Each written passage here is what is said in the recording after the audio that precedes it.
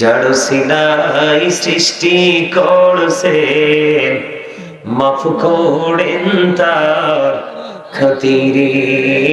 আল্লাহুম্মা সাল্লি আলা মাওলানা মুহাম্মদ ওয়া আলা আলি সাইয়্যিদিনা মাওলানা মুহাম্মদ লা ইলাহা ইল্লাল্লাহ, লা ইলাহা ইল্লাল্লাহ, লা ইলাহা ইল্লাল্লাহ, লা ইলাহা ইল্লাল্লাহ। এই কত সুন্দরী মদিনা, কেমনে যাব জানি না। রে কত সুন্দর মদিনা, কেমনে যাব জানি না। রে দয়া করো দয়াল আল্লাহ, দয়া করো দয়াল আল্লাহ, নসিব করো মদিনা। লা ইলাহা ইল্লাল্লাহ, লা ইলাহা ইল্লাল্লাহ, লা ইলাহা ইল্লাল্লাহ, লা ইলাহা ইল্লাল্লাহ। আইরে নামাজে রোজা ছাইরো না, মা বাবাকে ভুইলো না। আইরে জান্নাতে বাসী হইতে চাইলে, জান্নাতে বাসী হইতে চাইলে, প্রাণ ভরে করো সাধনা। লা ইলাহা ইল্লাল্লাহ, লা ইলাহা ইল্লাল্লাহ, লা ইলাহা ইল্লাল্লাহ। তুমি কাহুরি বনহিলা সফিউল্লাহ, তুমি কাহুরি বনহিলা নজিউল্লাহ। মোর নবীকে বানাইলা তুমি, মোর নবীকে বানাইলা তুমি, নূর মুহাম্মদ সাল্লাল্লাহ। লা ইলাহা ইল্লাল্লাহ, লা ইলাহা ইল্লাল্লাহ, লা ইলাহা ইল্লাল্লাহ, মুহাম্মাদুর রাসূলুল্লাহ সাল্লাল্লাহু আলাইহি ওয়াসাল্লাম। আল্লাহ আল্লাহ আল্লাহ আল্লাহ আল্লাহ আল্লাহ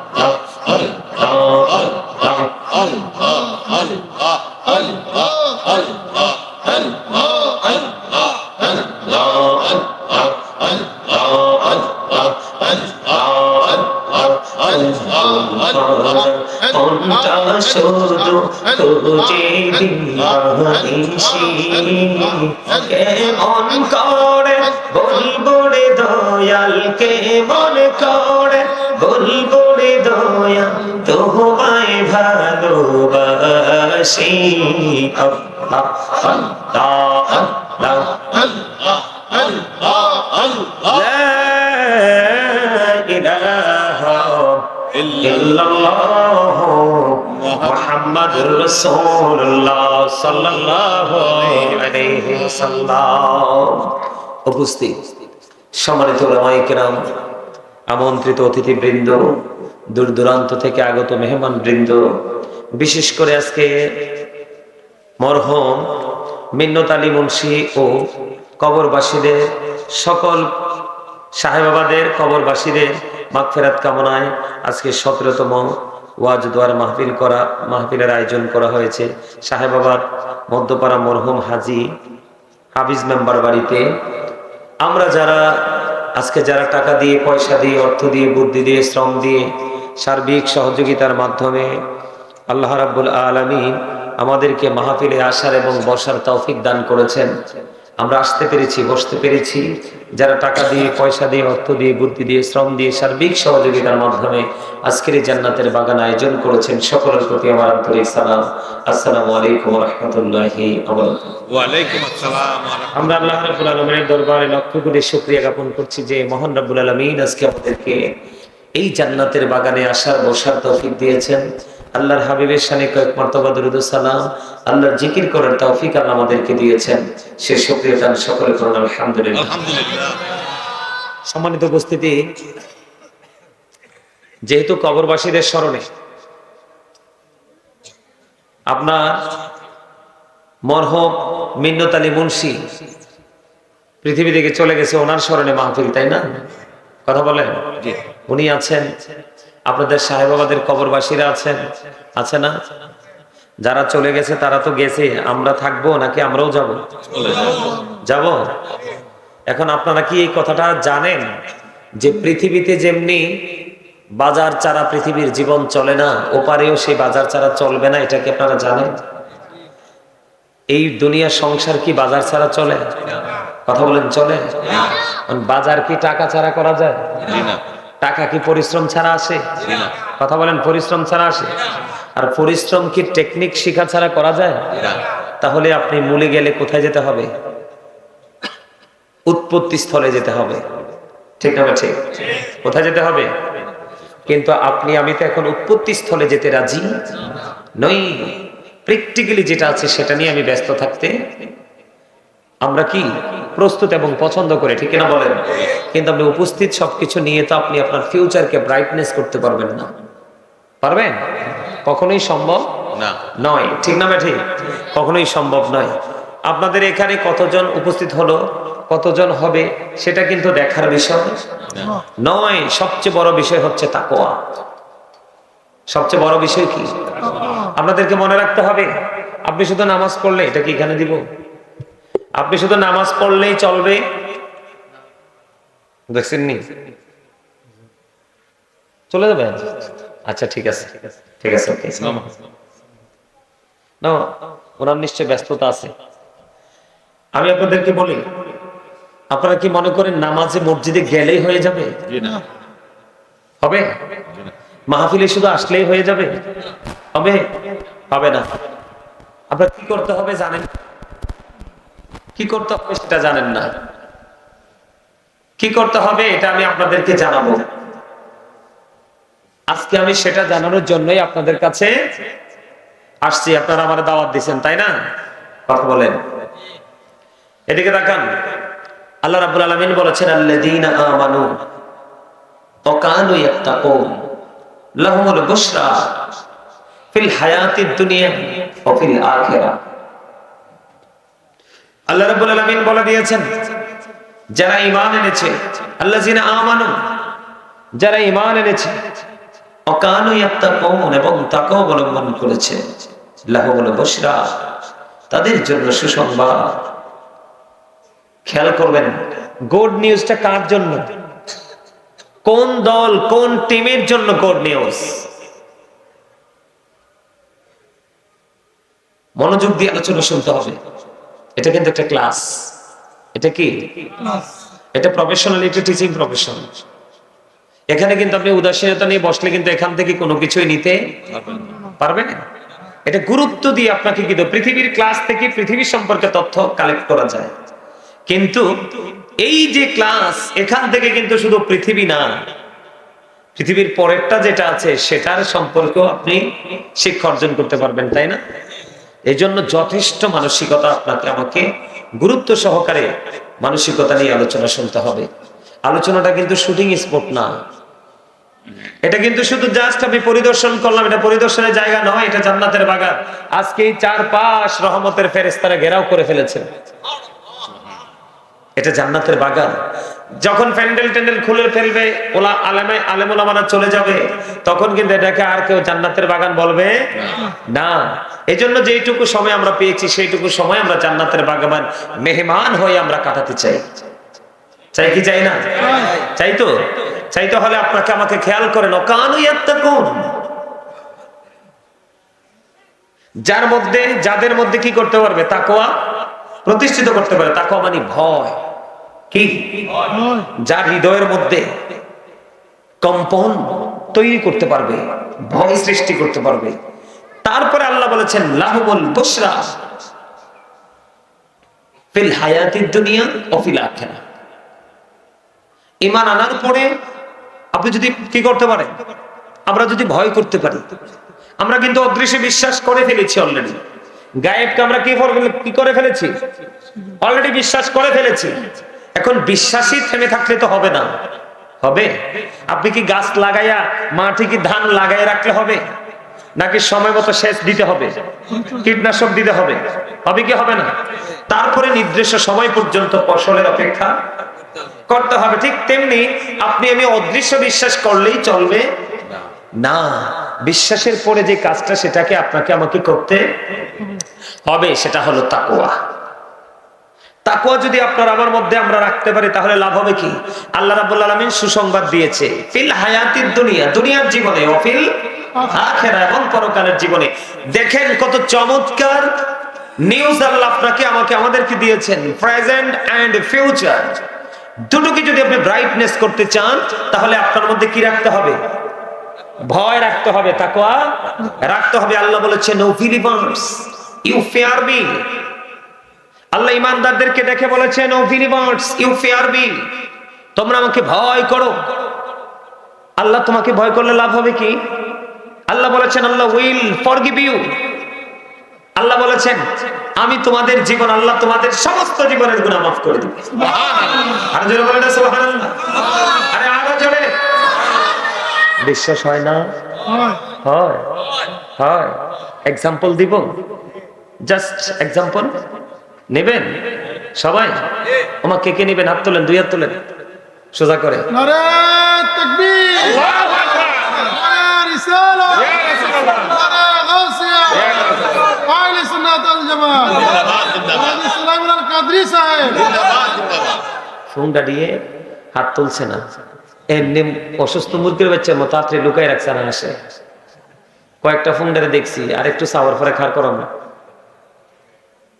পেটে যদি খিদা লাগে তাইলে মাহফিল কমিটির কমো ভাই রে বিরিয়ানি খাওয়াও, তো খাইয়াও আসুন। ওনার অভ্যাস, এমনি তো অভ্যাস নাই।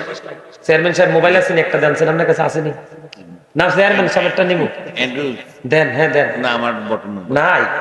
আচ্ছা চেয়ারম্যান সাহেবের কাছে এইটা নাই, এইটা আছে। এই যে এইটা দেখছেন, এইটা এটার নাম কি? মোবাইল। কে কইছে? এটা সাপ। সাপ? আরে না, কাল সাপ না। এই সাপের এখন আমি নাম দেই নাই, তবে এটা নিয়ে অবজারভেশন আছে। কি নাম দিব? আমি একটা নাম দিব, দেখবেন যারা আমার আলোচনা ফলো করেন আপনারা অচিরেই জানতে পারবেন এটার নাম কি সাপ। এটা আমাদের যুবকদেরকে একেবারে ক্যারেক্টারলেস পিপল হিসাবে রূপান্তরিত করছে। ঠিক কি না? ইসলাম নিয়ে তামাশা, মসজিদে গিয়ে তামাশা, মাদ্রাসায় গিয়ে তামাশা, শুধু এটা পেলেই ফিলিংস নিয়ে। ঠিক কিনা বলেন? আরো জোরে। মাহফিলে ছেলেদেরকে খুঁজে পাবেন না, কারণ এরা ধ্বংস হয়ে গেছে। আমি আপনাদের কাছে বলে যাই, আমাদেরকে আল্লাহ রাব্বুল আলামিন পৃথিবীতে ঘুষ দিয়ে সব চলে, পৃথিবীতে ঘুষ দিয়ে সব বানানো যায়, অযোগ্য বানানো যায়, যোগ্যতা দিয়ে যোগ্য জায়গায় যাওয়া যায়। ঘুষ দিয়ে সব সম্ভব। কি সম্ভব? কিন্তু আলেম বানানো সম্ভব না। আলেম হয় আল্লাহ প্রদত্ত রহমত থেকে। কথা বলেন? আমরা যারা আল্লাহ আমাদেরকে আল্লাহর এই গোলামদের মধ্যে একটু ব্যতিক্রম গোলাম হিসাবে কবুল করছে, আল্লাহ আমাদেরকে একটা দায়িত্ব দিয়েছে, আমরা অটো পেয়ে গেছি। কেমন? আল্লাহ বলেছেন O believers save yourself and your families from the fire. আল্লাহ রাব্বুল আলামিন বলেছেন ঈমানদারদেরকে O believers save yourself and your families from the fire. ঈমানদারদেরকে ডেকে বলেছে আল্লাহ তুমি জাহান্নাম থেকে বাঁচো এবং তোমার পরিবারকেও জাহান্নাম থেকে বাঁচাও, না হয় you have to go to hell, চলে যেতে হবে, মাস্ট বি জাহান্নামে। পারবেন যেতে জাহান্নামে? কল্পনা করতে পারবেন না এটা কতটা বিভীষিকাময় একটা জায়গা। কোন আলেম সারা জীবন বর্ণনা দিয়ে শেষ করতে পারবে না। এই এক মোবাইল কি এটা যুব সমাজকে ধ্বংস করে দিয়েছে। এই যে কালা সালা মুরব্বি দেখেন না, ক্ষেতের লাইলে লাইলে থাকে, এগুলা এখনকার যুগের স্মার্ট ছেলেদের চাইতে কয়েক হাজার বছর আগে জান্নাতে চলে যাবে। কালায় লাইল কোবাই, ক্ষেতের আইল কোবাই, কিন্তু এদের কলব খুইরা দেখেন, এর কলবে আল্লাহ নবীর জিকির বাজে। কথা বলেন না কেন? সকালে বিসমিল্লাহ বলে মাঠের দিকে যায়। এই মুরব্বীরা মরে, এই মুরব্বীগুলো প্রত্যেকটা এরিয়া থেকে মুরব্বী মানুষগুলো চলে গেলে আমার কথাগুলো লিখে রাখেন, আজকে আমি বলে যাই।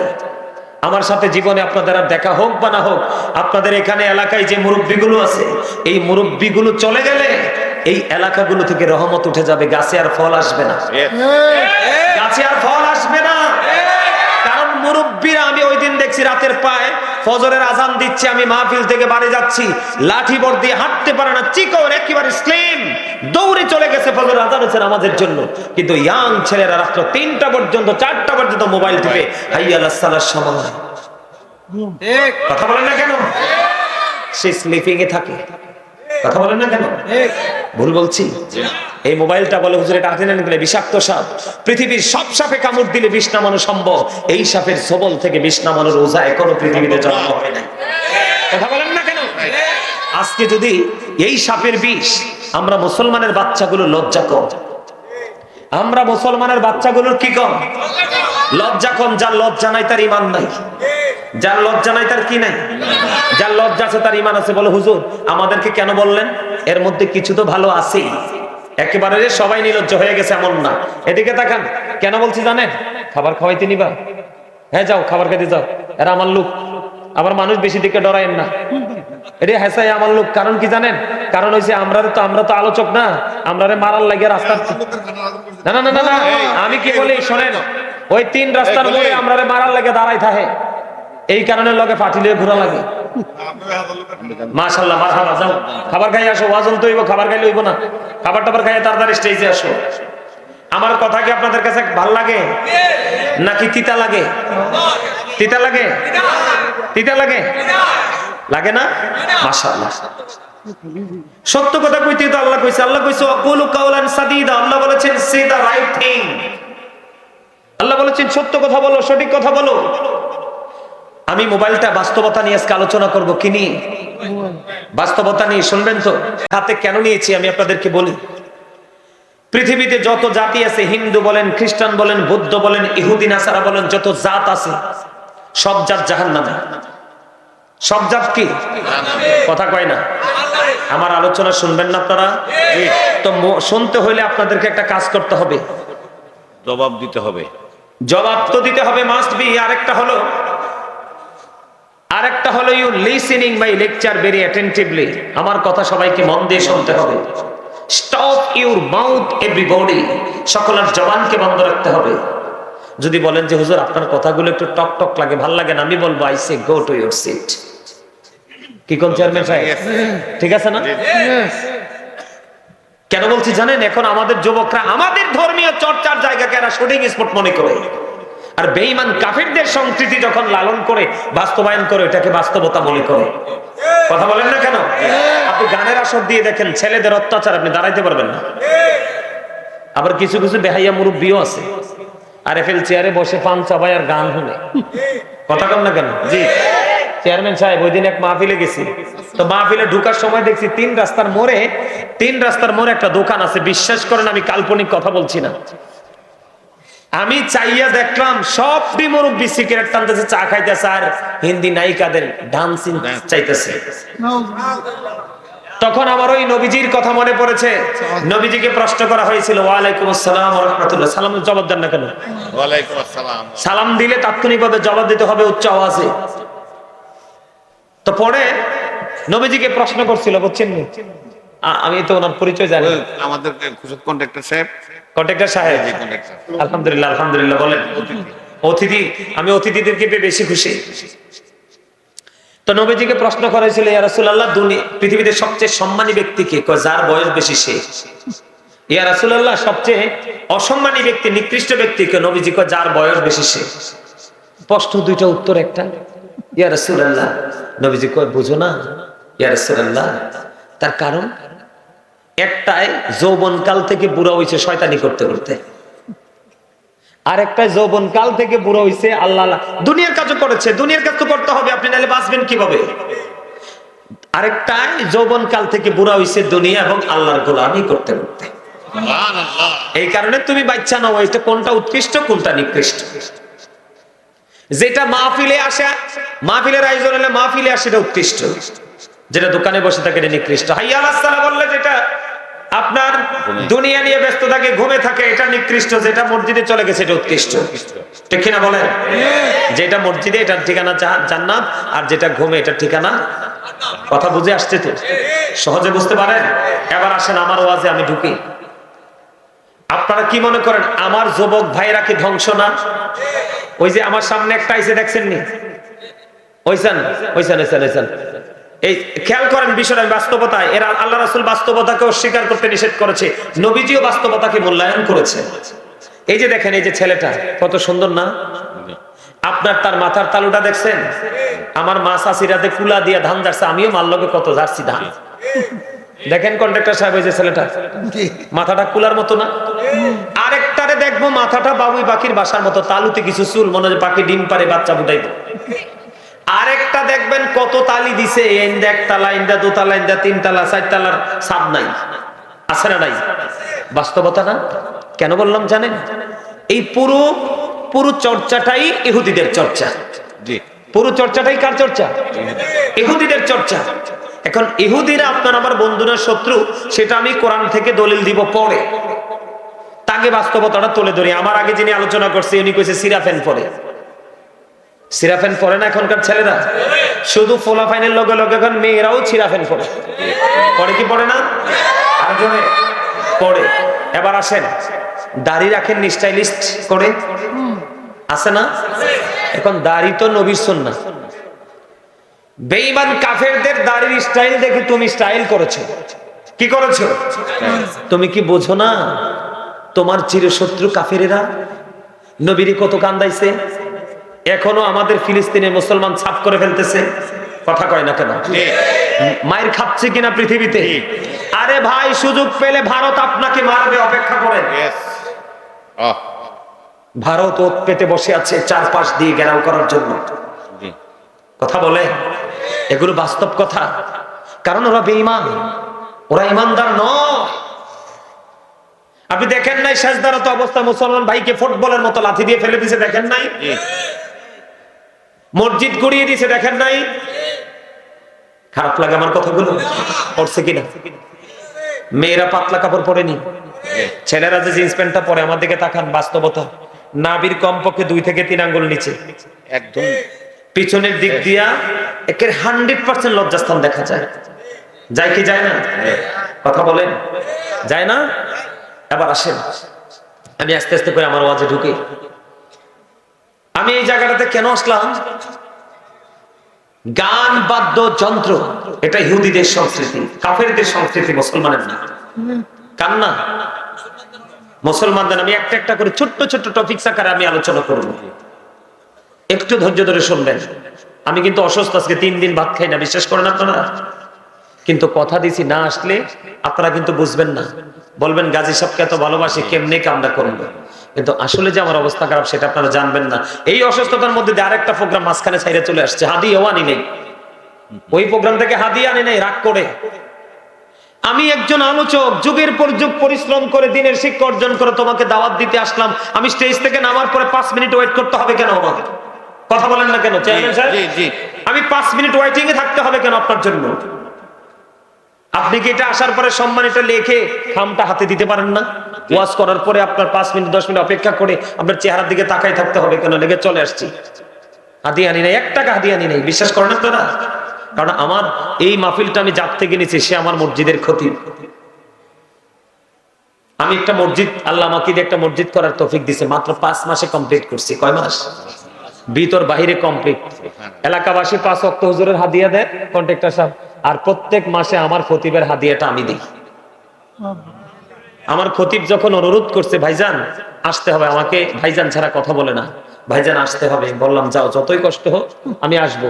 সেই প্রেমের টানে আপনাদের কাছে আসছি। আজকে আপনাদেরকে আমি প্রেমিক বানিয়ে যেতে চাই। আল্লাহ কবুল করে নিক, সকল বলেন আমিন। যুবক ভাইদেরকে আগে একটা মেসেজ দিয়ে রাখি, তোমরা হয়তো আমাকে বলতে পারো, আমাকে মিন করে তোমরা ধারণা করতে পারো, তোমাদের থিঙ্কিংটা চেঞ্জ করতে হবে। মনে করতে পারো যে হুজুর আপনি হয়তো আমাদেরকে না দেখে কথা বলছেন। না, হ্যাঁ হ্যাঁ বলবো তো, এটা আস্তে আস্তে আসবে।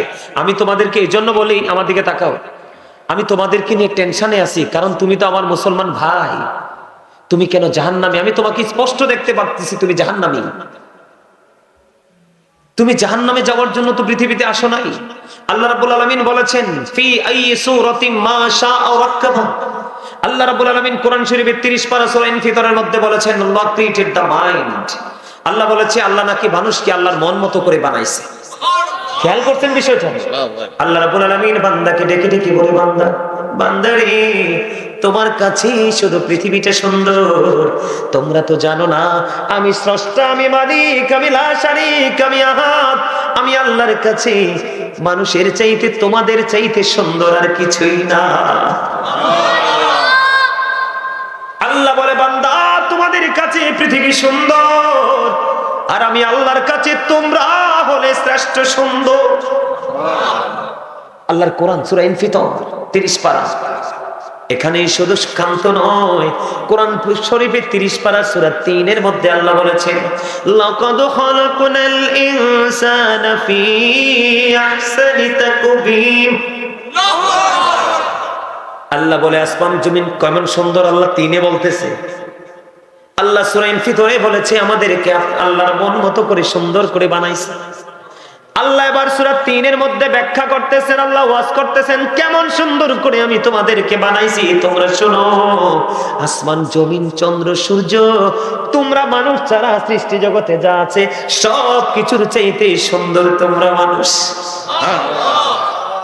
আমি আল্লাহ তোমাদেরকে সুন্দর করে বানিয়ে তোমাদেরকে চিরস্থায়ীভাবে সুন্দর রাখার জন্য একটা রাস্তা ওপেনিং করে দিয়েছি। আল্লাহ গো, সেই রাস্তাটার নাম কি? আল্লাহ বলেছেন ইন্নাদ-দীনা ইনদাল্লাহিল ইসলাম। আল্লাহর মনোনীত ধর্ম হলো ইসলাম ধর্ম। হুজুর, এই ধর্মে অবলম্বন করে সুশীতল ছায়াতলে লাভ হবে কি? বলবো, লাভটা হবে Islam. Is not only a religion but also complete code of life. ইসলামের সুশীতল ছায়াতলে আসো, তুমি তোমার পরিপূর্ণ এবং পূর্ণাঙ্গ জীবন ব্যবস্থা খুঁজে পাবে। এটার মধ্যে অলরেডি এটা আছে। সুবহানাল্লাহ বলেন না? আর জোরে।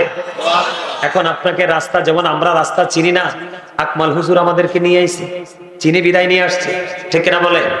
কিন্তু যদি না চিনতাম রাস্তা একজনকে জিজ্ঞেস করতে হতো। বাস্তবতা কিনা?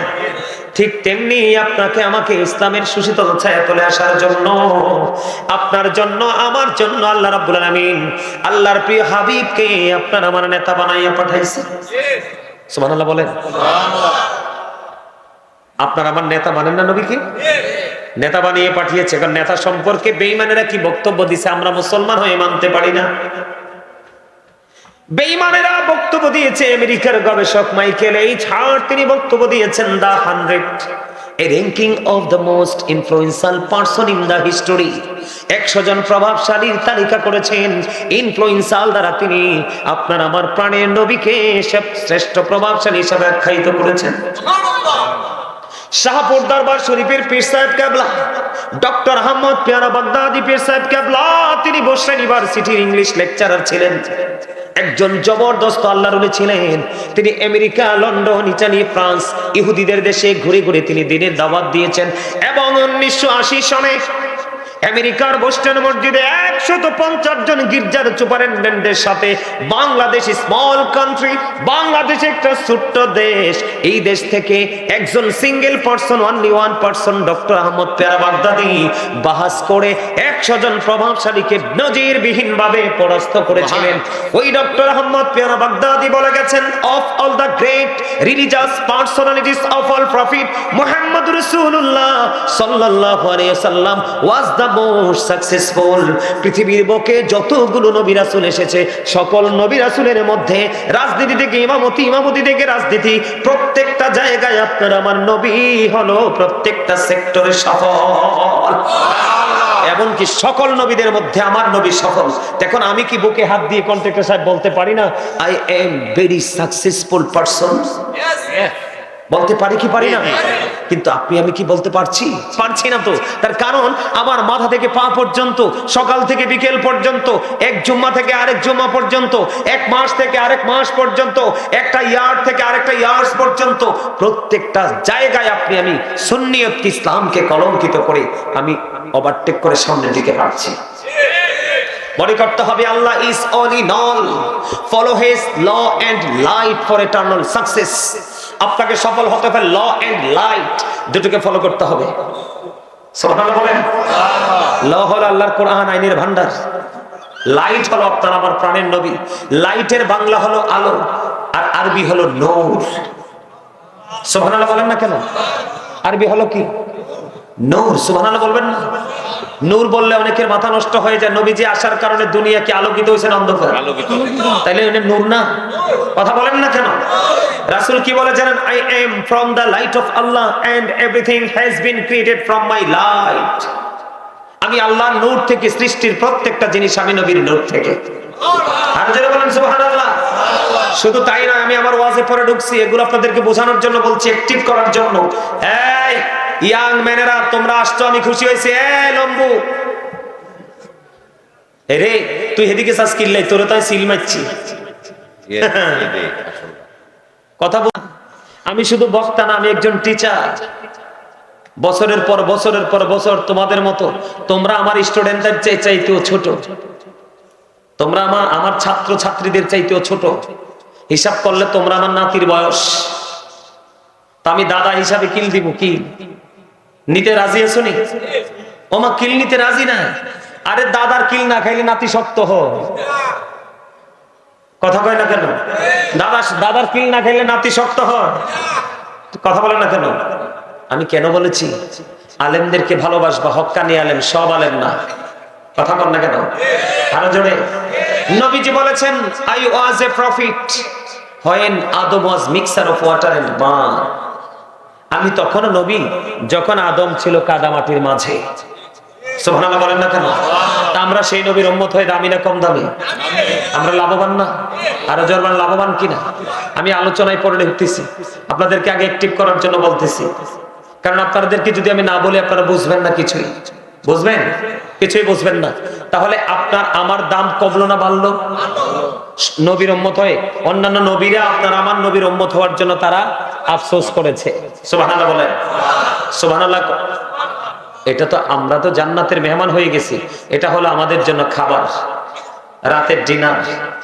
আলহামদুলিল্লাহ বলেন। আরো জোরে, আরো জোরে। ওমা এত সুন্দর করে আল্লাহ আপনাদের বানাইছে, আল্লাহ ওয়াজ করতেছে, all praise is to Allah, সমস্ত প্রশংসা আল্লাহ। Love for Allah and hate for Allah, ভালোবাসা আল্লাহর জন্য, ঘৃণাও আল্লাহর জন্য। ঠিক আছে না? এই জায়গাকে ভালোবাসবো আল্লাহকে খুশি করার জন্য, গানের আসরকে, মদের আসরকে বয়কট করবো আল্লাহকে খুশি করার জন্য। কথা বলেন না কেন? আপনি যেই কোনো জায়গাকে আপনি লাইক দিতে পারবেন না তো? সব জায়গায় কি লাইক দেওয়া যায়? যায় না তো। কমেন্টস কি মানুষ সব জায়গায় করে? অনেক বেশি ভালো লাগলে মানুষ কমেন্টসে আসে, আবেগ থামাতে পারে না। কিভাবে? আমার প্রিয় মানুষ তো, সে তো আমার হৃদয় ঢুকে গেল, আমি তো তার কাছে যেতে পারছি না, আমি কমেন্ট বক্সে লিখে দিলাম, এটা হয়তো বা তার নজরে করোনা কোনোদিন পড়বে। ঠিক না বেঠে? আমি চাই আপনারা ওইভাবে লাইক কমেন্টস করেন, সেটা আল্লাহ পর্যন্ত পৌঁছে যাক। আল্লাহ কবুল করেন এক সকলে বলেন আমিন। এরে যুবক, তোমরা তো এসে তোমাদেরকে ধন্য করেছো, তোমরা মাহফিলে এসে তোমরা নিজেদেরকে ধন্য করেছো। কেন জানো? কারণ তোমরা আজকে মাহফিলে এসেছো নবীর আদর্শকে বাস্তবায়ন করার জন্য।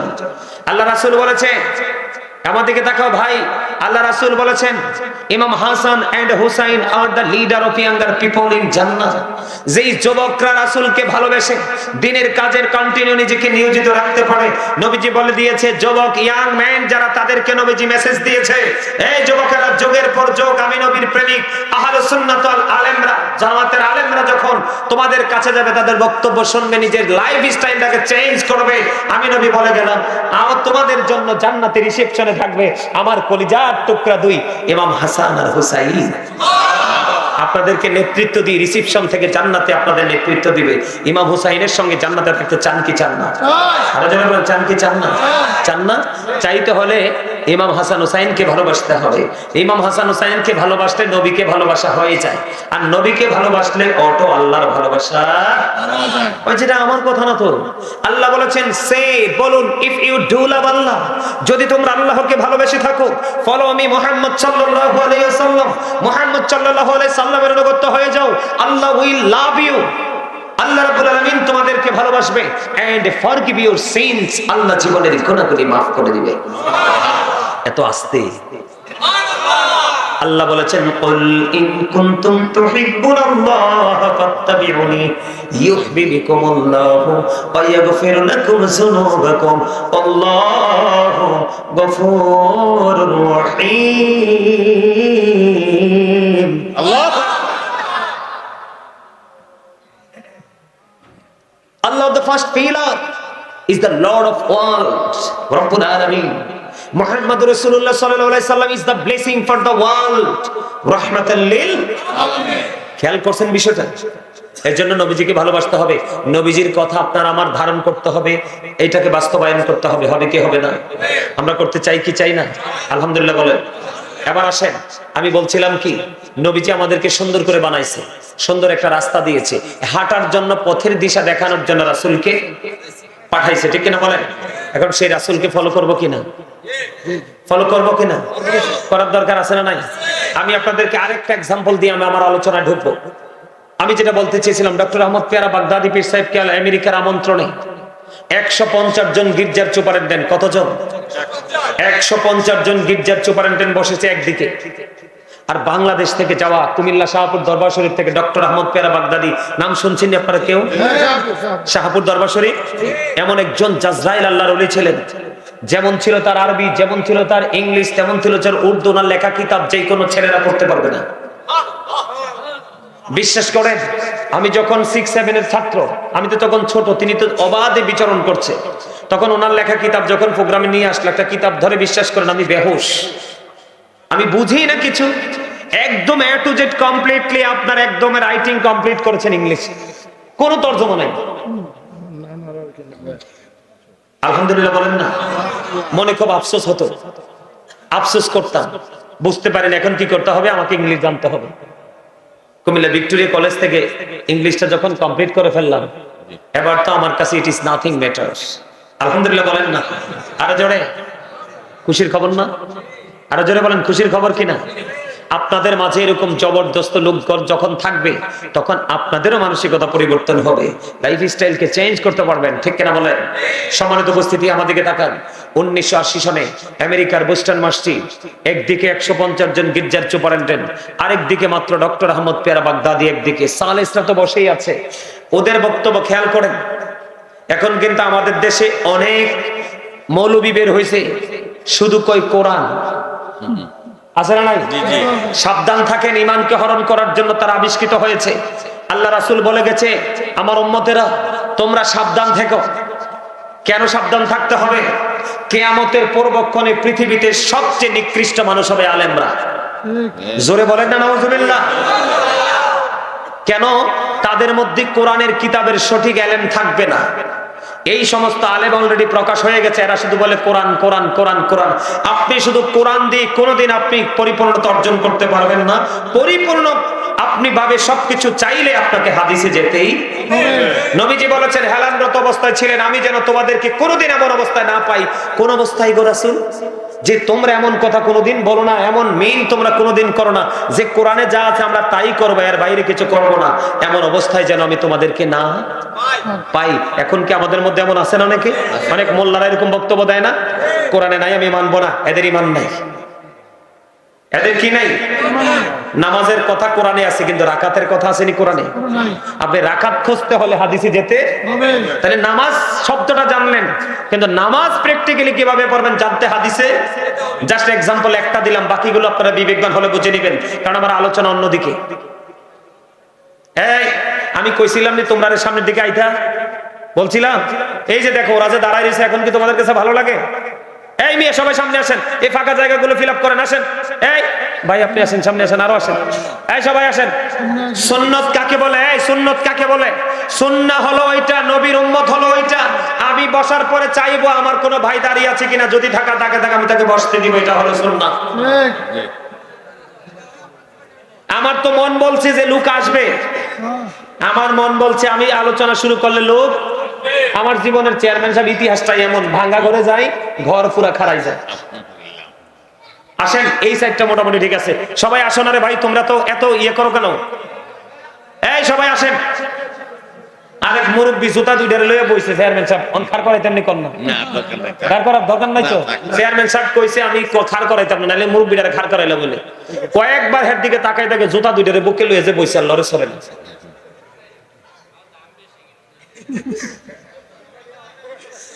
এই তোমাদেরকে বারবার বলতেছি সামনে আসতে, তোমরা কি শোনো না আমার কথাটা? এই সামনে আসো সবাই, একবার সামনে আসো।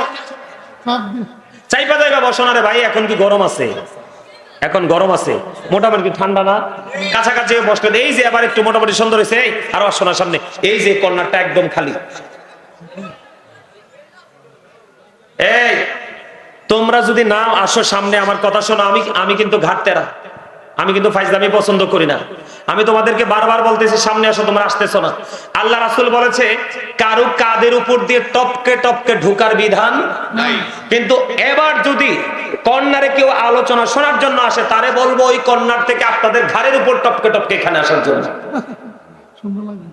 এবার সুন্দরভাবে বুঝবেন, আত্মসম্মানটাতে লাগবে। ছেলে মেয়েরা ম্যাক্সিমামই বেয়াদব, নষ্ট, দুষ্ট, পথভ্রষ্ট। কেন জানেননি? এটার কারণ হলো তেঁতুল গাছ লাগাইলে যেমনি তেঁতুল ধরে, তেঁতুল গাছ লাগাইলে কি ধরে? তেঁতুল গাছ লাগাইলে যেমনি তেঁতুল ধরে রে, অসভ্য বাবা মায়ের পেট থেকে অসভ্য সন্তানই আসে। বলো হুজুর কেন আপনি এখানে আসলেন? তার কারণ হলো আপনি বর্তমানে দেখবেন ম্যাক্সিমাম বিয়েতে বন্ধু 2-3 দিন, 1 সপ্তাহ আগে থেকে যে কর্মগুলো করা হয় সবগুলো বেঈমান কাফেরের সংস্কৃতি। কথা বলেন না কেন? যেটা কোরআন হাদিসের দৃষ্টিকোণ থেকে টোটালি হারাম। আপনি যদি হারাম কাজ দিয়ে জীবনটা শুরু করেন, তাহলে আপনি ভালো কিছু আশা করতে পারবেন না, পারবেন না, পারবেন না। ও বন্ধু আমার দিকে তাকান, গান বাদ্যযন্ত্র কতটা নষ্ট জিনিস। আল্লাহর হাবিব বলেছেন the music and musical instrument will be increased. আল্লাহর হাবিব বলে দিয়েছেন কিয়ামতের পূর্বক্ষণে গান বাদ্যযন্ত্র বেড়ে যাবে, আর গান বাদ্যযন্ত্র বেড়ে যাওয়া বন্ধু কিয়ামতের আলামত। আরেকদিকে শত্রুকে আপন করে নেওয়ার একটা পায়তারা, যারা মুসলমানের রক্ত চষে যোগে যোগে খেয়েছে আরো খাবে রে, কচু কাটা করবে মুসলমানকে বেঈমানেরা। আর সেই বেঈমানকে তোমরা ফলো করে জীবনকে ফলো করছো। বেঈমান যখন তোমাকে সবল মারতে আসবে, তুমি তাকে প্রতিহত করতে পারবে না, কারণ বেঈমান তোমাকে গায়েল করার সকল টেকনিক নিয়েছে, তুমি কিন্তু তোমাকে রক্ষা করার টেকনিক তুমি নিতে পারো না। কথা বলেন না কেন? তুমি শুধু নিজেকে দুর্বল করেছো। বন্ধু আমার দিকে তাকান, আল্লাহর নবী সরকারে মদিনা তিনি বলে দিয়েছেন মাঠে পানি দিলে যেমনি ফসল জন্ম হয়, নোংরা শব্দ দ্বারা মিউজিক অ্যাড করে যে গান প্রচার করা হয়, ওই গান থেকে তেমনি ভাবে মানুষের ঘরে নোংরামি জন্ম হয়। হাদিস শরীফ কি আল্লাহর নবী বলে দিয়েছেন, আমার দিকে তাকান, আল্লাহর হাবিব সরকারে মদিনা তিনি বলে দিয়েছেন বন্ধু গানের আসরে যাওয়া পাপী লোকের কাজ, গানের আসরে যাওয়া পাপী লোকের কাজ, কান লাগায়া গান শোনা ফাসিকদের কাজ। গান শোনার পরে কেউ বলে ফ্যান্টাস্টিক, তার কাছে অনেক বেশি ভালো লাগছে, বলে কি বলে না? আল্লাহর হাবিব সরকারে মদিনা তিনি বলে দিয়েছেন গানটা শোনার পরে যে মজা পায়, গান থেকে মজা নেওয়া কুফরি। জোরে জোরে আওয়াজ তুলে বলেন না নাউজুবিল্লাহ, আর জোরে বলেন না নাউজুবিল্লাহ। তাহলে গানের আসরে যুবক তোমরা যাবা, নাচানাচি করবা, কোনোদিন যেও না, কারণ এটার মধ্যে মুসলমানের কোনো নিয়ামত নাই, শুধু কিয়ামত, বিপদ আর বিপদ। এবার আসেন আমার দিকে তাকান, এটা আরো কত জঘন্য। আল্লাহর হাবিব বলে দিয়েছেন বন্ধু কিয়ামতের পূর্বক্ষণে তোমরা তোমাদের মাঝে এমন কিছু লোক দেখতে পাবে, হুজুর লোকটা কেমন গো? এই লোকগুলোর চেহারাটা বিকৃত হয়ে যাবে। কি হয়ে যাবে? চেহারাটা বিকৃত হয়ে যাবে, চেহারাটা বিশ্রী হয়ে যাবে, কুশ্রী হয়ে যাবে, কুচ্ছিত চেহারার অধিকারী হয়ে যাবে। মাটির মধ্যে তাদেরকে গ্রথিতকরণ করা হবে। কি করা হবে? মাটির মধ্যে তাদেরকে গ্রথিতকরণ করা হবে, গেড়ে দেওয়া হবে। ইয়া রাসূলুল্লাহ, তারা কি তাওহীদ মানবে না? তারা কি আল্লাহ মানবে না? তাওহীদ মানে কি আল্লাহ? তখন নবীজি বললেন, হ্যাঁ তারা তাওহীদ মানবে। ইয়া রাসূলুল্লাহ, তারা কি রিসালাত মানবে না? যুবক যুবক, তোমরা বেশি করে শোনো, তোমাদের বেশি শোনার দরকার। মুরব্বীদেরকে নিয়ে টেনশন নাই আমার। আমি ব্যক্তিগতভাবে গোটা বাংলাদেশের, গোটা পৃথিবীর মুসলমানদেরকে নিয়ে আমি শঙ্কিত, আমি টেনশন। আমার লজ্জা লাগে নিজের বাচ্চাদেরকে দেখে মুসলমান পরিচয় দিতে রে। তার বডি থেকে চলন বলন সব বেঈমান কাফেরদের। নবীজি বললেন তারা আল্লাহ মানবে, তার মানে তাওহীদ মানবে, তারা রিসালাত মানবে। নবীজি আরো বলেছেন, যুবক তোমরা শোনো, নবীজি বলেছেন ওয়া ইয়াসুমুন ওয়া ইয়াহুজ্জুন ওয়া ইউসাল্লুন, তারা রোজা রাখবে, তারা নামাজ পড়বে, তারা হজ করবে। ইয়া রাসূলুল্লাহ, ইয়া হাবিবাল্লাহ, নবী গো, তা আপনি বলেছেন তারা আল্লাহ মানবে, তারা রাসূল মানবে, তারা নামাজ পড়বে, তারা রোজা রাখবে, তারা হজ করবে। নবী গো, তারপরেও কি তাদের এই সাজাটা বহাল থাকবে? নবীজি বলেছেন হ্যাঁ হ্যাঁ। তারপরে বলেছেন নবীজি সাদের সাজাটা বহাল থাকবে। ইয়া রাসূলুল্লাহ, ইয়া হাবিবাল্লাহ, কেন গো কেন গো? আমার নবীজি বলে দিয়েছেন তার কারণ হলো তারা অশ্লীল শব্দ দ্বারা যেই শিল্পীরা গান গায়, আমাদের দেশে আছে না নাই? আপনাদের মনে আছে না নাই? আপনাদের মনে আছে কিনা জানি না, ব্রাহ্মণপাড়াতে আজ থেকে মনে হয় 1 বছর আগে না 2 বছর আগে 12 লক্ষ টাকা দিয়ে একজন শিল্পী আনা হয়েছিল। ঠিক কিনা বলেন? আমি শিল্পীর নাম বলবো না। ওই শিল্পীর জবানে, জীবনে তো কোনোদিন দেখি নাই বন্দি, ওই শিল্পীর জবানে এমন শব্দ শুনেছি যেই শব্দ শুনলে যুবক যুবতীদের অন্তরে কুমন্ত্রণা ছাড়া আর কিছুই জন্ম হয় না। ঠিক কিনা বলেন? আপনাদেরকে বলি যুবক তোমরা শোনো, তোমাদের কলবের মধ্যে যদি নোংরামিটা আগে বাসা বাঁধে রে, তখন তোমাদের ফিজিক্যাল নোংরামির ইন্টারেস্ট বেড়ে যাবে। তখন আমি তোমাদেরকে বলি যুবক, প্রত্যেকটা মানুষ কিন্তু ডাবল। প্রত্যেকটা মানুষ কি? একটা হলো তার দেহ, আরেকটা হলো তার আত্মা, একটা হলো তার বন্ধু বাহির, আরেকটা হলো তার ভিতর। আপনার ভিতরটাকে যদি আপনি কমপ্লিট রাখতে পারেন, বাহিরও কমপ্লিট থাকবে। আমার নবীজি বলেছেন, আমার নবীজি বলে দিয়েছেন আল্লাহ মানবে, রাসূল মানবে, নামাজ পড়বে, রোজা করবে, হজ করবে। নবী গো, তারপরেও তার চেহারা বিকৃত হয়ে যাবে, তারপরেও তাকে মাটিতে গ্রথিতকরণ করা হবে। নবী গো, কে গো সেই জঘন্য অপরাধী মানুষ? কে গো সেই জঘন্য অপরাধী? তার সিমটমটা কি? আমার নবীজি বলেছেন সেই জঘন্য অপরাধীর সিমটম হলো, ওই জঘন্য অপরাধী মানুষ তারা হলো অশ্লীল শব্দ দ্বারা মিউজিক অ্যাড করে যারা গান গায়। যেই শব্দ শুনলে যুবক যুবতী এবং মধ্যবয়সী মানুষের মনের মধ্যে নোংরামি সৃষ্টি হয়, ওই সমস্ত শিল্পী দিয়ে গানের আসর বসাবে।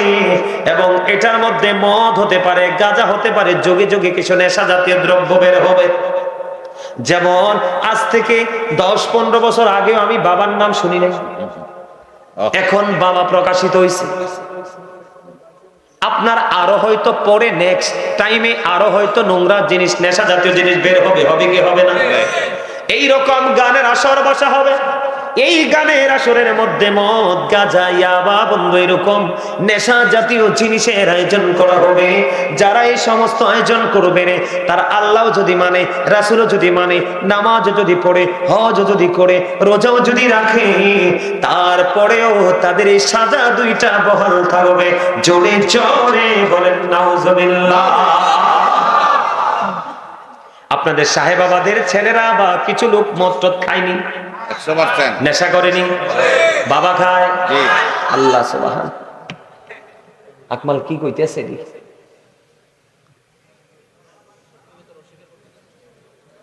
সত্য প্রকাশ করতে হবে। আমার দিকে তাকান। আল্লাহর কোরআন থেকে দলিল দেই, কোরআন থেকে দলিল দেই, এরপরে হাদিসে ঢুকবো। কোথায়? আল্লাহ রাব্বুল আলামিন বলেছে, যুবক, সাহেবাবাদের যুবক, তোমরা শোনো রে। আল্লাহ রাব্বুল আলামিন স্পষ্ট করে বলে দিয়েছেন, ইন্নামাল খামরু ওয়াল মাইসিরু ওয়াল আনসাবু ওয়াল আজলামু রিজসুম মিন আমালিশ শাইতান। যুবক, আমি তোমাদের ইনশিওর করে দিচ্ছি, তোমরা ফাইন্ড আউট করে নাও। আল্লাহ রাসূল বলেছেন, মদ, জুয়া, মূর্তি, ভাগ্য গণনা, এগুলো ঘৃণ্য বস্তু, শয়তানের কাজ। নাউজুবিল্লাহ বলেন না। কার কাজ? শয়তানের কাজ। এখন শয়তান আপনার আমার বন্ধু না শত্রু? আল্লাহ বলেছেন, ইন্না শাইতানা লাকুম আদুউন ফাত্তাখিযুহু আদুওয়া। আল্লাহ বলেছেন, শয়তান is the eternal enemy of the believers. ঈমানদারদের প্রকাশ্য শত্রু হলো শয়তান, তাকে শত্রু বলেই গণ্য করো। সুবহানাল্লাহ বলবেন না? সুবহানাল্লাহ। আরো জোরে বলেন, একবার বলেন নাউজুবিল্লাহ। আল্লাহ আমাদেরকে সাবধান করেছে, অ্যালার্ট করেছে, এই জন্য সুবহানাল্লাহ বলে দিলাম। ঠিক কিনা বলেন? এটার পাশাপাশি শত্রুকে চিহ্নিত করতে পেরেছি, নাউজুবিল্লাহ বলে নিলাম। কথা বলেন না কেন? কিন্তু আমাদের মধ্যে বন্ধু শয়তানের ধোঁকায় পড়েছে ম্যাক্সিমাম লোক। আমি যুবক, আমার দিকে তাকাও, প্রতি 1000-999 জন মুসলমান জাহান্নামে যাবে। প্রতি 1000 কতজন? প্রতি 1000-999 জন জাহান্নামে যাবে রে। মাত্র একটা লোক 1000-এর মধ্যে জান্নাতে হবে। আমার মন বলে, এই যুগের যুবকদেরকে খুঁজলে ওই একটা লোক যে জান্নাতে যাবে, ওই এত যুবকের মধ্যে একটা যুবকও খুঁজে পাবো না। এই একজন যদি 1000-এর মধ্যে একটা যদি মুরব্বী থাকে, মুরব্বীটাই যাবে জান্নাতে, আমার মনে হয়। ঠিক কিনা বলেন? আরো জোরে। এবার আমি বলছি, মদ, জুয়া, জুয়া যারা খেলে তাদের কিন্তু মামার বাড়িও নাই, শ্বশুর বাড়িও, নিজের বাড়িও নাই। আছে না নাই? মদখুর যারা, মা চিনে না, চাচি চিনে না, জেঠি চিনে না, মেয়ে চিনে না, ঠিক কিনা বলেন? সে তো মাতাল, সেন্সলেস। কথা বলেন না কেন? আমার দিকে তাকান, এটি কার কাজ? শয়তানের কাজ। কে বলেছে? আল্লাহ। আপনারা ভুলে গেলে চলবে না, আমার দিকে তাকান। যুবক, তোমরা ইতিহাস জানো না? যখন আদম হাওয়া যখন জান্নাতে গিয়েছিল, আল্লাহ রাব্বুল আলামিন আদম হাওয়াকে বলেছিলেন, তোমরা জান্নাতের যেখান থেকে মন চায় খায়ো, কিন্তু গন্ধম খায়ো না। শয়তান কি করলেন? কৌশল করে জান্নাতে ঢুকে গন্ধম গাছের নিচে উচ্চ আওয়াজে কান্না শুরু করলেন। মা হাওয়া দৌড়ে চলে আসলেন গন্ধম গাছের নিচে। আয়েশা বললেন, তুমি কান্না করো কেন রে? কয়, আমি কান্না করি এই জন্য, কয় আমি খবর পেয়েছি তুমি সুখের জায়গা থেকে বের হয়ে যাইতে। কই কি বলো? কয়, থাকার কি কোনো ব্যবস্থা নাই? মা হাওয়াকে যখন বললেন আমরা বের হয়ে যাব, কয় হ্যাঁ, যদি এই গন্ধম গাছের একটা ফল খাইতে পারো রে, তাহলে তুমি জান্নাতে থাকতে পারবা চিরদিন। মা হাওয়া কি করলেন? খাওয়ার জন্য কি করলেন? মানসিকতা প্রকাশ করলেন। কিন্তু শয়তান দেখেন কত বড় ইন্টেলিজেন্ট, কত বড় ক্রিমিনাল। শয়তান আবার ডাক দিয়ে বলে, তুমি একা একা থাকলে হবে না, তোমার স্বামী ছাড়া তোমার থাইকা লাভ হইব কি? তাহলে কি করতে হবে? তুমি একা খাও না, তুমি তোমার স্বামীকে নিয়ে একসাথে খাও। এবার মা হাওয়া কি করলেন? গন্ধম নিয়ে চলে গেলেন, আদমকে খাওয়ায় দিলেন। আদম মুখী দ্বীপ এই পর্যন্ত যখন আলো পুরুষের কণ্ঠ না নিয়ে না আসে না নাই? এটা কেন হয়েছে জানেননি? গন্ধম যখন আদম খেয়ে ফেললো, বুঝতে পেরেছে এ আল্লাহ কোরআনে বলেছে তোমরা জান্নাতের যেখান থেকে খাও কোনো সমস্যা নেই, কিন্তু গন্ধম যদি খাও তোমরা জালেমদের অন্তর্ভুক্ত হয়ে যাবে। জোরে জোরে কন্যা নাউজুবিল্লাহ। কিন্তু শয়তান হিংসা করেছে, কারণ তিনি চিরস্থায়ী জান্নাত থেকে বিতাড়িত হয়েছে। সেই জান্নাতে থাকবো আমরা, এটা সে চায় না। আদম এইভাবে চাপ দিয়ে ধরলেন। এই জন্য দেখবেন পুরুষের এদিকে সুন্দর একটা জায়গা আছে, নাম কি? ঠিক কিনা বলে? সুন্দর লাগে এটা? অনেকেরটা একটু বেশি থাকে, অনেকেরটা একটু কম থাকে। কথা বললে দেখেন আপ ডাউন করে। সুন্দর লাগে কিনা? বন্ধুরি আমার, যখন আদম হাওয়া যখন গন্ধম খেয়ে ফেললো, এই তুমি হাসছো কেন? আমি কি তোমারে দাঁড় করাইতাম? আমি কিন্তু এনতে নাইমা যায় তোমারে দাঁড় করাবো। আমি আগেই বলছি, ভালো না লাগলে I say go to your seat, বাসায় চলে যাবা। তোমার ভালো না লাগতে পারে, কিন্তু এটার চারপাশে রহমতের ফেরেশতারা ঘেরাও করেছে, আমাদেরকে অভিনন্দন জানাচ্ছে, তুমি তো কামার, তুমি তো বুঝবে না এগুলো। কথা বলেন না কেন? আরো জোরে বলেন। সে আমার আলোচনাটার মধ্যে কি করলো, একটা আরেকটার দিকে তাকাইয়া মুস্কি মুস্কি হাসে।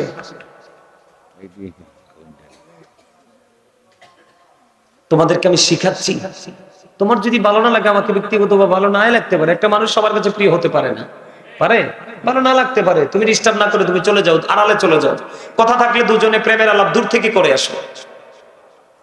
আপনারা কি আমার কথা বিরক্ত হন? আমি এটা কোনোভাবেই পছন্দ করি না। কেন জানেন?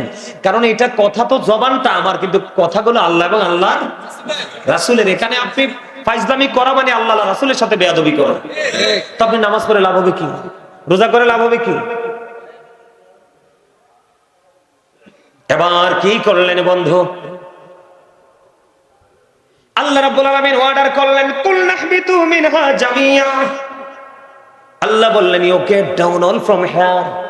জান্নাত থেকে বের করে দিলেন। সবচেয়ে বড় কথা হলো আদম হাওয়ার শরীর থেকে জান্নাতি পোশাকগুলো আল্লাহ নিয়ে গেলেন। অটো চলে গেল, জান্নাত থেকে আল্লাহ বের করে দিল। তাহলে এটা কার কারণে হয়েছে? কথা বলেন না কেন? বের করছে কিনা? ঠিক আপনাকে, আমাকে, আমাদেরকে। আপনি গানের আসরে গেলে দেখবেন মনোযোগ নষ্ট হয় না।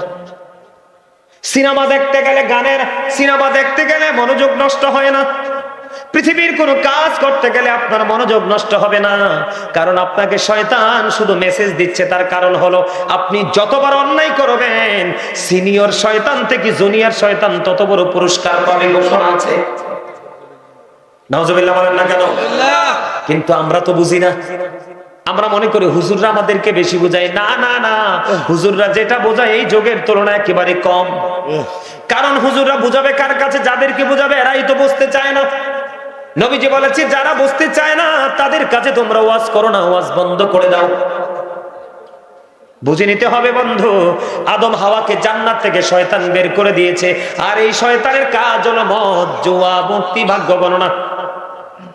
আমার দিকে তাকানো বন্ধু, মদ যে খায়, আমাদের এই 4টা মাযহাবের মধ্যে প্রথম মাযহাব হলো হানাফি মাযহাব। ইমাম আযম আবু হানিফা রাহমাতুল্লাহি আলাইহি তিনি বলেছেন, তোমরা যদি কোনো মানুষকে মদ পান করতে দেখো, তাকে 80টা দৌড়া মারবা। কয়টা? 80টা দৌড়া মারবা। খাইতে দেখতে শুধু 80টা দৌড়া মারবা। কেন গো, কেন?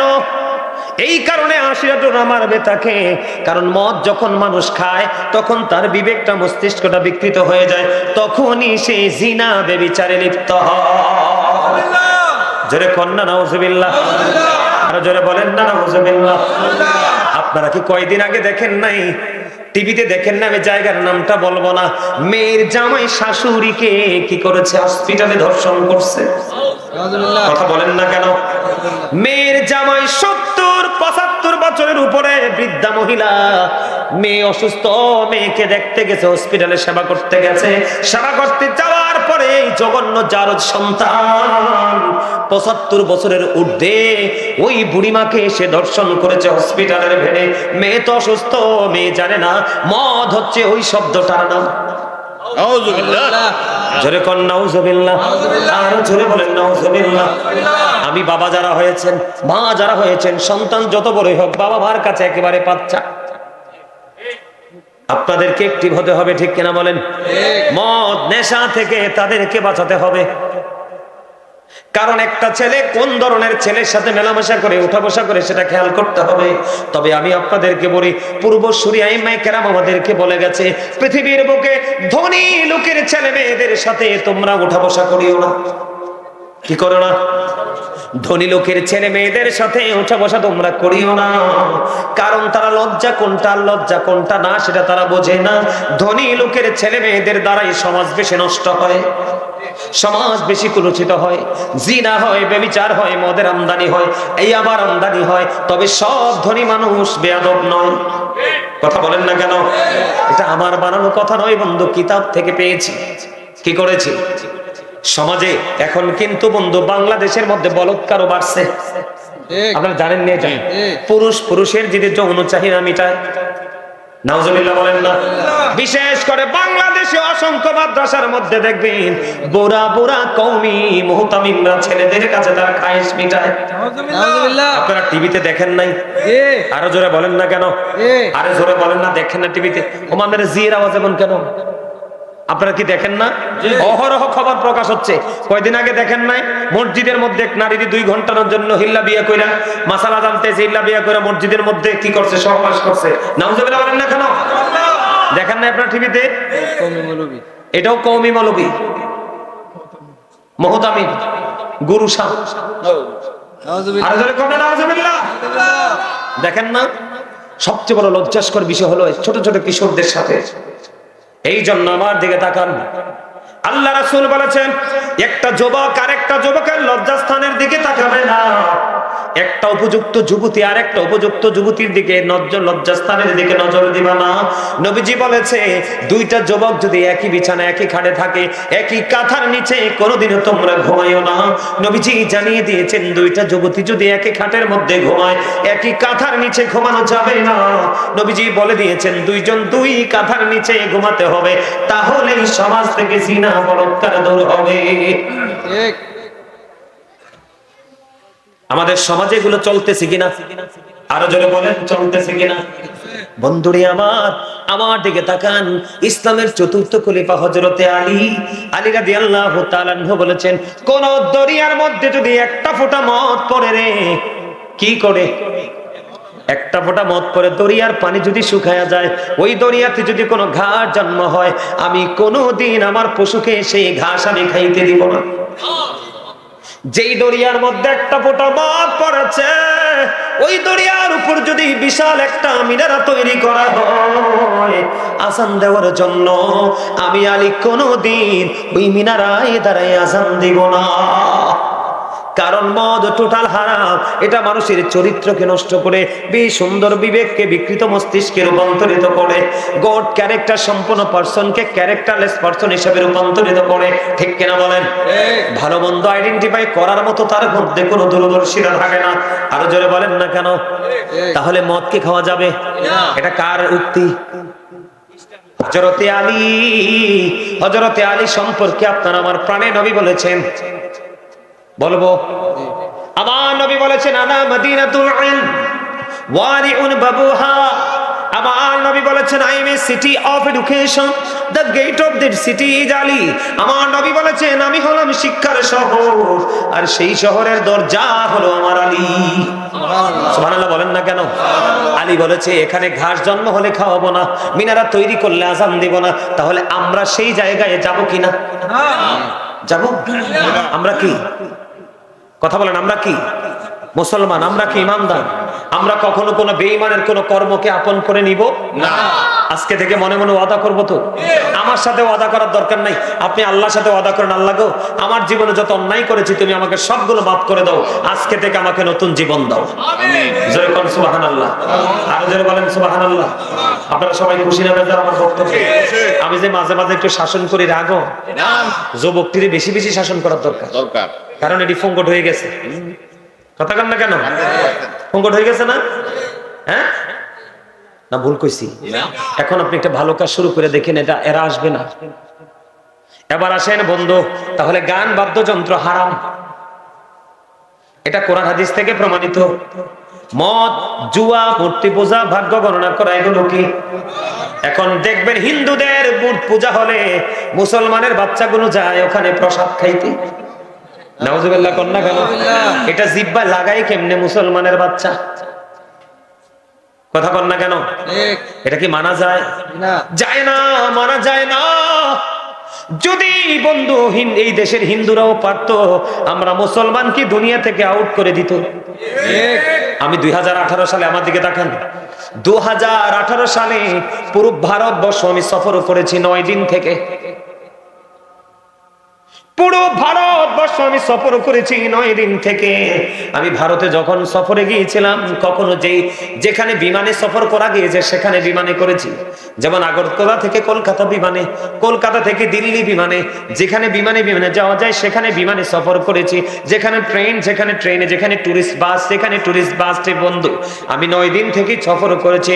ওখানে যাওয়ার পরে আমি যতটুকু তথ্য কালেক্ট করতে পেরেছি, বাংলাদেশ থেকে হিন্দুরা তাদের দলের লিডাররা বাংলাদেশের মুসলমান সম্পর্কে তারা কি করে ওই ইন্ডিয়ার মধ্যে খবর পাঠায়, বিভিন্ন ইহুদি দেশে খবর পাঠায় আমরা বাংলাদেশে ভালো নেই, অথচ বাংলাদেশের হিন্দুদের মতো আরামে পৃথিবীর কোনো দেশে নাই।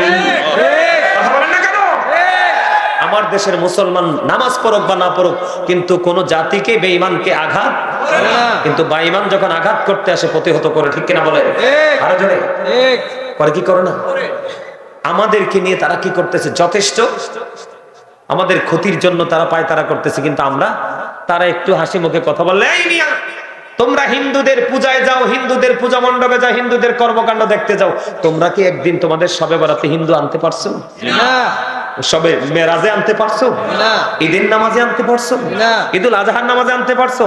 জুমার নামাজে আনতে পারছো? তাহলে তো লজ্জা থাকা উচিত। কথা বলেন না কেন? লজ্জা থাকার দরকার ছিল কি ছিল না?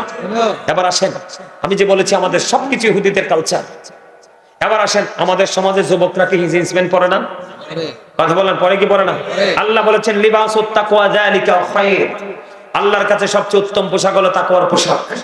কিসের পোশাক? এদিকে তাকান। তাকওয়ার পোশাক নারীর জন্য যেমন পর্দা ফরজ, পুরুষের জন্য পর্দা ফরজ। এদিকে তাকান।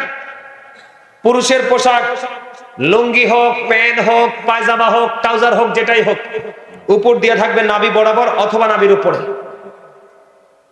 আর নিচে দিয়ে থাকবে টাকনুর, নিচে দিয়ে থাকবে টাকনুর। কথা বুঝে আসছে?